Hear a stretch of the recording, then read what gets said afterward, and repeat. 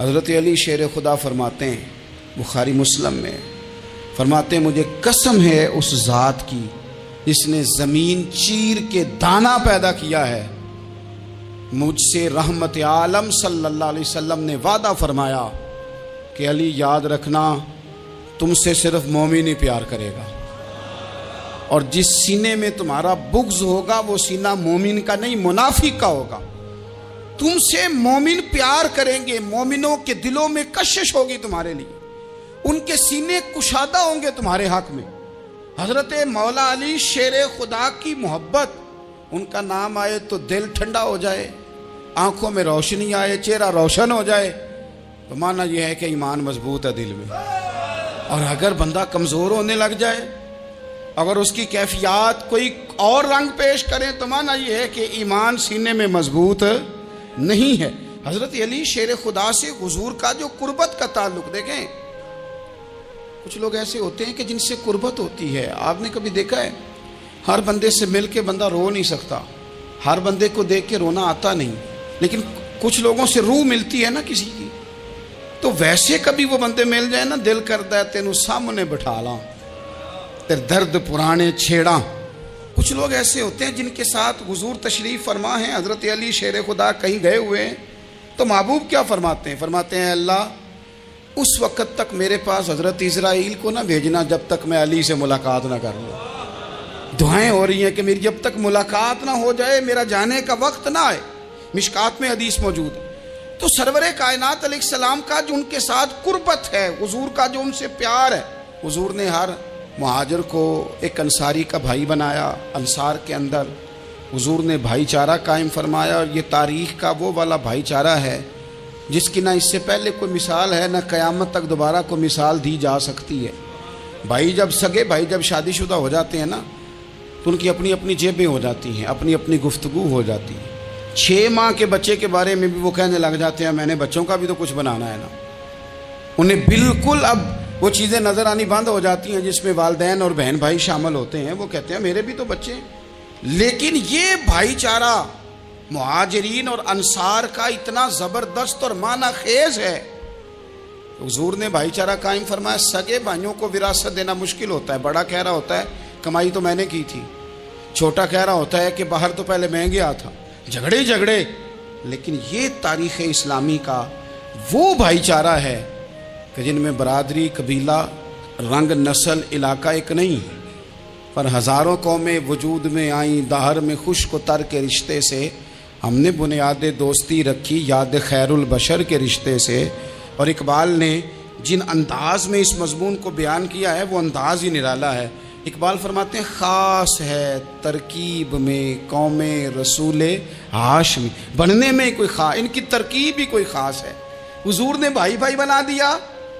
اب بھائی جن کو دینی اسلامی مذہبی بھائی بنایا ہے، وہ دوسرے بھائی کے بارے میں کیا ذہن رکھتا ہے؟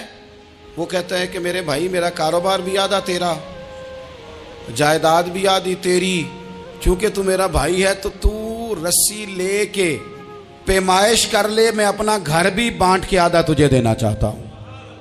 جب اس قدر زیادہ لوگوں کی نظریاتی پختگی ہوئی اور لوگ اس قدر زیادہ مزاج رکھنے لگے، تو پھر ایک خاص قربت کا ماحول وہاں نظر آیا۔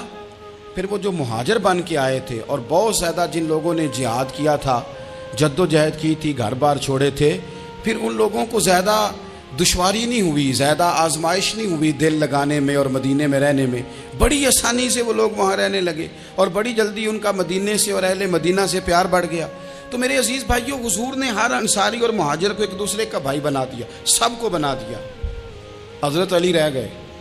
اب یہ تو دونوں مہاجر ہیں، حضور بھی مکہ شریف سے آئے ہیں، حضرت علی بھی، بظاہر تو دونوں مہاجر ہیں، اگرچہ ساری زمین کے مالک رسول پاک ہیں، سب کو بھائی بھائی بنا دیا۔ تو اب ہر بندے کو بھائی مل رہا ہے، اور بھائی بڑے پیارے ہوتے ہیں۔ میں کئی دفعہ کہتا ہوں کہ بھائی بڑے پیارے ہوتے ہیں، کچھ قدورتیں دنیاوی طور پر معاذ اللہ دلوں میں آ جاتی ہیں، لیکن بھائی کا درد جو بھائی محسوس کر سکتا ہے وہ بھی دوسرے کو محسوس نہیں ہوتا۔ تو حضرت علی جب کسی کے بھائی نہیں بنائے گئے تو رو ہی پڑے۔ اتنے دلیر بندے تھے، پر بھائی کی ضرورت بندہ اتنی محسوس کرتا ہے۔ اس کو بھائی سے لگاؤ اتنا زیادہ ہوتا ہے کہ مولا علی رو پڑے، مشکات میں موجود روئے۔ حضور نے فرمایا کیوں روتے ہو؟ عرض کی حضور آپ نے سب کو ایک دوسرے کا بھائی بنایا ہے، میں رہ ہی گیا ہوں، مجھے کسی کا بھائی نہیں بنایا۔ اب وہ آنسوؤں میں لپٹی ہوئی وہ بات حضرت علی نے عرض کی تو محبوب نے فرمایا علی انت اخی فی الدنیا والآخرہ، فرمایا علی تو میرا بھائی ہے، اور نرا دنیا میں نہیں، تو دنیا اور آخرت میں میرا بھائی ہے، تو میرا بھائی ہے دنیا میں بھی اور آخرت میں بھی۔ تو حضرت مولا علی شیر خدا کرم اللہ تعالی وجہہ الکریم کے جو فضائل ہیں، جو ان کے خصائص ہیں، ان کی جو فضیلت کی باتیں، میں نے جیسے کہا کہ انہیں بڑی زیادہ دلچسپی تھی میدان جہاد سے، شوق شہادت ان کا دیدنی تھا۔ ایک موقع پر نبی پاک صلی اللہ تعالیٰ علیہ وسلم نے ارادہ فرمایا کہ حضرت علی کو اپنا نائب بنا کے مدینہ منورہ میں چھوڑ کے جایا جائے۔ محبوب کریم علیہ السلام جب بھی تشریف لے جاتے تھے تو کسی ایک کو نائب بنا کر مدینہ منورہ میں چھوڑ جاتے۔ حضرت عبداللہ ابن مختوم رضی اللہ تعالیٰ عنہ کو بھی ایک دفعہ حضور چھوڑ کے گئے، تو ایک جنگ کے موقع پر محبوب نے حضرت علی شیر خدا سے کہا کہ آپ کو میں اپنا نائب بنا کے یہاں چھوڑ کے جاتا ہوں۔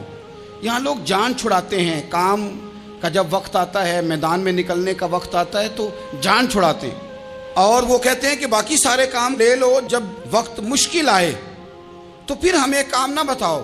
اب مشکل وقت ہے، جہاد میں جانا ہے۔ حضرت مولا علی شیر خدا کرم اللہ تعالی وجہہ الکریم کو حضور نے فرمایا کہ اس دفعہ میرا ارادہ بنا ہے کہ تمہیں چھوڑ کے جاؤں۔ تو حضرت علی کو چھوڑ کے جایا جا رہا ہے، ان کو مدینے میں رہنا ہے، میدان میں نہیں جانا۔ عام آدمی کتنا پسند کرتا ہے کہ میں آرام سے رہوں گا، لیکن حضرت علی کو اتنا شوق تھا میدان جہاد کا، اتنی تڑپ تھی ان کے دل کے اندر کہ عرض کرنے لگے یا رسول اللہ صلی اللہ تعالی علیہ وسلم، رو پڑے، کہنے لگے حضور ساری دنیا میدان میں جہاد کرے گی اور میں یہاں عورتوں اور بچوں کے پاس رہوں گا، میں یہاں عورتوں اور بچوں کے بیچ وقت گزاروں، حضور مجھے لے کے جائیں۔ تو وہاں بھی حضور نے محبت کی بات سمجھائی، فرمایا علی جب حضرت موسیٰ کوہ طور پہ گئے تھے تو اپنے بھائی جناب ہارون کو چھوڑ گئے تھے، تو تم بھی تو میرے لیے اسی طرح ہونا جس طرح موسیٰ کے لیے ہارون تھے، لیکن فرمایا یہ یاد رکھنا میرے بعد نبی کوئی نہیں، حضرت موسیٰ بھی نبی ہیں اور جناب ہارون بھی نبی ہیں علیہم السلام، لیکن وہ انہیں چھوڑ کے گئے تھے، میں تمہیں چھوڑ کے جا رہا ہوں۔ ایک بات اپنے ذہن کے اندر بٹھانا کہ میرے بعد کوئی نبی نہیں آئے گا۔ تو عزیز بھائی حضرت مولا علی شیر خدا کا جذبہ جہاد۔ اچھا پھر میں نے دیکھا ہے جس زمانے میں میں اور آپ رہ رہے ہیں، اس زمانے میں لوگ کمزور ہوتے جا رہے ہیں نفسیاتی طور پر، ڈری ڈری سی باتیں لوگ کرتے ہیں، سہمے سہمے سے جملے بولتے ہیں، اور یہ ہر بندے کا اپنا الگ ڈر ہے۔ دانشوروں نے لکھا ہے کہ غریب آدمی کا ڈر تھوڑا ہوتا ہے، اور جو اونچے عہدے پہ چلا جائے اس کا ڈر، یعنی زیادہ ہاتھ اپوزیشن کے نہیں بندے ہوتے، حکومت کے بندے ہوئے ہوتے ہیں۔ لوگوں کو ساتھ لے کے اپوزیشن نے نہیں چلنا ہوتا، حکومت نے چلنا ہوتا ہے۔ تو حکومت میں جب لوگ ہوتے ہیں تو ان کے اندر کمزوری آ جاتی ہے، جب آپ بڑے عہدے پہ چلے جاتے ہیں تو آپ کی مجبوریاں بھی بڑی ہو جاتی، ہر آدمی کہیں نہ کہیں کمزور پڑتا ہے۔ اور ہمارے ہاں تو لوگ ذرا بیمار ہو گئے تو گئے، اور آج کل جو سب سے بڑا مسئلہ ہے وہ یہ ہے کہ لوگ کیا کہیں گے، اور لوگوں نے بڑے بڑے لوگوں کو پاگل کر دیا ہے، بڑے بڑے لوگوں کو۔ ہمارے علماء نے ایک بات لکھی ہے کہ ایک دفعہ نا ایک استاد صاحب سبق پڑھانے کے لیے آئے تو طالب علموں نے ارادہ کیا کہ آج استاد جی کو بیمار کرنا ہے۔ یہ جو آپ کے مشیر ہوتے ہیں نا ارد گرد، ان کی پڑتال بھی بڑی ضروری ہوتی ہے کہ یہ خبر کون سی لے کے آ رہے ہیں اور یہ کس طرح سے گائیڈ کر رہے ہیں۔ ہمیں تنقید کرنے والا بندہ اچھا تو نہیں لگتا، لیکن تنقید کرنے والے جو ہوتے ہیں وہ ہمیں نکھارتے ہیں، وہ ہماری کمزوریاں جو ہمارے اپنے نہیں نکال سکتے وہ نکال کے ہمیں بتاتے ہیں کہ تم یہاں کمزوری کر رہے، اس کا نفع ہوتا ہے۔ طالب علموں نے ارادہ کیا ایک دفعہ، یہ ہم جو اتنی زیادہ توجہ کرتے ہیں نا لوگوں کی باتوں پہ، لوگ کیا کہیں گے، میں کئی دفعہ دوستوں سے عرض کرتا ہوں زیادہ وضاحتیں نہ دیا کریں، زیادہ وضاحتیں دینے سے بھی بندہ کمزور ہو جاتا ہے۔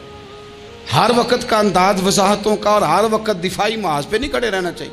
وہ ارادہ کر لیا لوگوں نے، طالب علموں نے، کہ استاد جی کو بیمار کرنا ہے، تو استاد سب چنگے بھلے اچھے بھلے صحت مند آئے، کلاس میں داخل ہوئے تو پہلا شاگرد کہتا ہے استاد جی خیر ہے، آنکھیں بڑی سرخ ہیں۔ میں چل دوڑ جا بیوقوف آدمی، بالکل ٹھیک ہوں، چل کلاس میں بیٹھ چل۔ تھوڑا سا آگے گئے تو دوسرا شاگرد، انہوں نے اب 10-15 نے ارادہ کیا ہوا تھا، دوسرا کہنے لگا خیریت ہے، بڑے کمزور کمزور لگ رہے ہیں۔ اس نے کہا میں بالکل ٹھیک ہوں، کمزور کا چل دوڑ جا اپنا کام کر۔ وہ تیسرے کے پاس گئے تو کہنے لگا استاد صاحب خیر ہے، آپ کے تو مجھے ہاتھ بھی کام